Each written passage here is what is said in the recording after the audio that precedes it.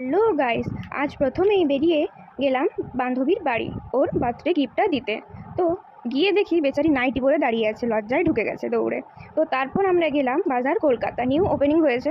গিয়ে দেখি এখনও খোলেইনি, জুনের 5 তারিখে খুলবে। এগুলো কী দিচ্ছিল জানি না, ওকে বাচ্চা ভেবেও ধরিয়ে দিয়েছে। সেই ঘুরে ফিরে গেলাম ট্রেন্ডসেই। তারপর ওখানে দেখলাম নেল পলিশ ছিল, যদিও আমার একটাও পছন্দ হয়নি। মা দেখছিল জুতো, সেটা নিয়ে আমাকে পেটাবে না কী করবে মাই জানে। আমিও দেখছিলাম ঘুরে ফিরে কয়েকটা ড্রেস।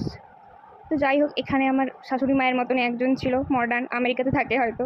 তারপর একটা ড্রেস নিয়ে আমি একটু ট্রায়াল করে নিলাম, আর এরা এখানে গল্প করছে, রিল বানাচ্ছে। নখগুলোকেও একটু দেখে নিলাম, বেশ সুন্দর লাগছে।